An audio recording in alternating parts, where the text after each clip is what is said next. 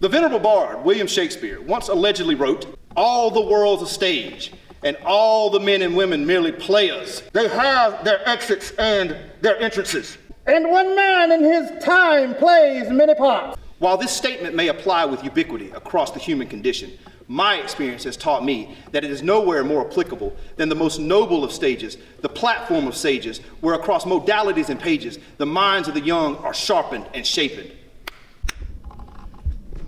That's right. You, player, and your classroom are the center of a grand drama, a magnanimous narrative, where the story of learning is either ground into the memories and minds of your charges or buried in the grave of obscurity, forgotten, decayed, and rotten, as if never to have been at all. But if you nourish the spirit of learning through the power of presence, the spirit of your students can remain with you to help you build and foster a diverse culture of growth and gravity for all the days that you teach.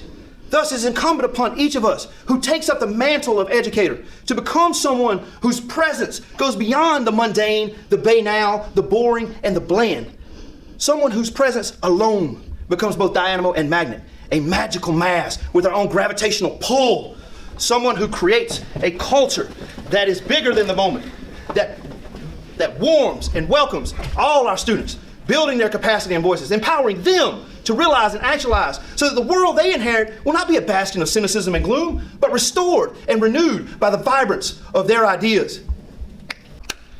To do that, teachers, we must first begin to reimagine ourselves, to become not merely a means to an end, but a meaning that has no ending, a beacon in perpetuity of the light of learning and the warmth it can provide to all those who are lost or hungry, all those who want or who want to be.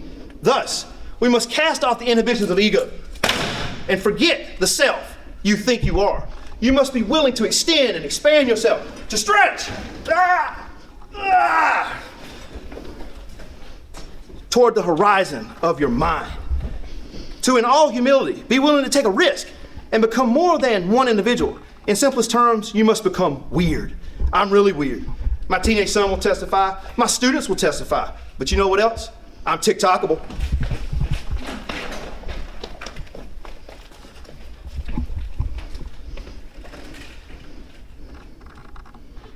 And if you, as a student, think I'd fill your social media story with something interesting, you might just pay attention to me. You might even remember what I have to say or that what I'm leading you to learn. That's my experience. That's my testimony. I've learned to take what some people might consider weird and turn it into something that my students will never forget. For example, you best believe I flushed the thought of a phone jail and appropriated a stuffed horse to serve as the Earl of Stool for a phone toilet, because no one caught using their device during BYOD Red wants to see the only part of their body they can cut off and never bleed ceremoniously placed in a horse potty.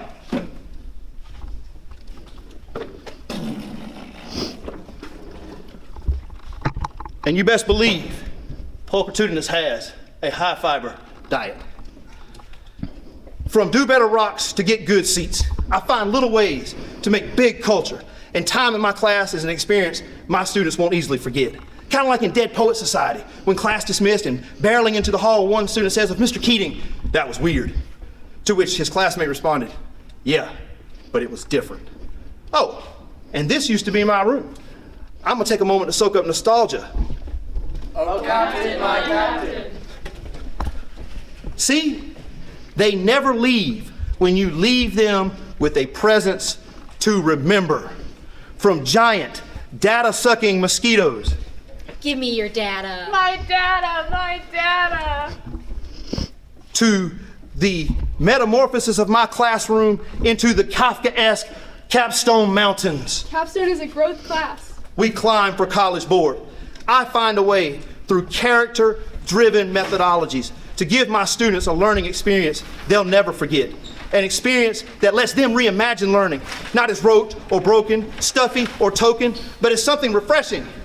An injection of stimulation and engagement. Wake up! You've never seen a sleeping bird fly. That's right. In my classroom, birds of a feather flap together. Thus I say, it is better to be weird than forgotten. That is the power of presence. Flap, flap birds.